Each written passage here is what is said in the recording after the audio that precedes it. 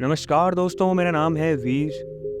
दोस्तों, day to day life में हम सभी को कई सारी समस्याओं का सामना करना होता है, जिनमें से घर में लाइट आते जाते रहना, सरकारी अस्पतालों का गंदा होना, सड़कों का गंदा होना, यह सभी शामिल है। जिनके लिए अक्सर आपने लोगों को कहते सुना होगा कि भाई ये तो सरकार का काम है, इसमें हम क्या कर सकते हैं। और आपने भी सोचा होगा, सही बात है, इसमें हम क्या कर सकते हैं। पर क्या ये सोचना सही है?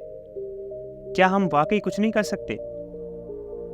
तो आज की हमारी ये कहानी इसी सवाल का जवाब आपके सामने लेकर आएगी। तो चलिए शुरू करते हैं। रोहित 8वीं कक्षा का छात्र था।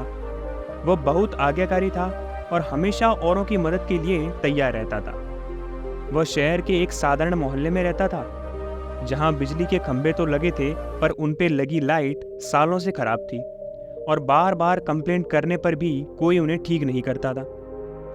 रोहित अक्सर सड़क पर आने जाने वाले लोगों को अंधेरे के कारण परेशान होता देख उसके दिल में आता कि वो कैसे इस समस्या को दूर करे। इसके लिए वो जब अपने माता पिता या पड़ोसियों से कहता तो सब इसे सरकार और प्रशासन की लापरवाही कहकर टाल देते।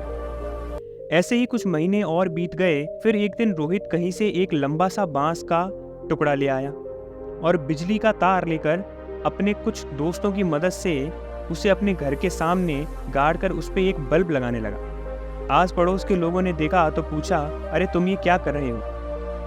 मैं अपने घर के सामने एक बल्ब जलाने का प्रयास कर रहा हूँ, तो रोहित बोला। अरे इससे क्या होगा? अगर तुम एक बल्ब लगा भी लोगे तो पूरे मोहल्ले में प्रकाश थोड़े ही फैल जाएगा। आने जाने वाले लोग तो तब भी परेशान होंगे। पड़ोसियों ने सवाल उठाया।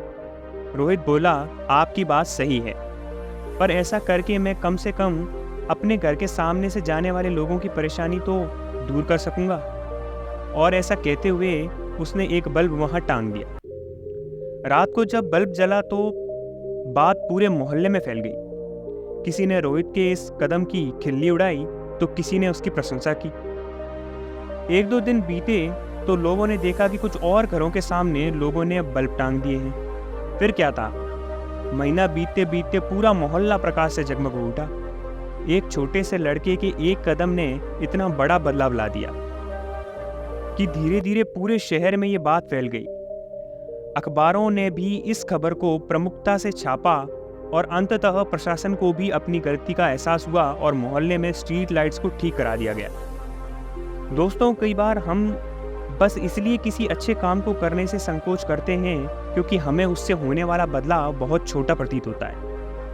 पर हकीकत में हमारा एक छोटा सा कदम एक बड़ी क्रांति का रूप लेने की ताकत रखता है। हमें तो काम करने से नहीं चूकना चाहिए जो हम कर सकते हैं। इस कहानी में भी अगर रोहित के इस स्टेप की वजह से पूरे मोहल्ले में रोशनी नहीं भी हो पाती तो भी उसका वो कदम उतना ही महान होता जितना कि रोशनी हो जाने पर है।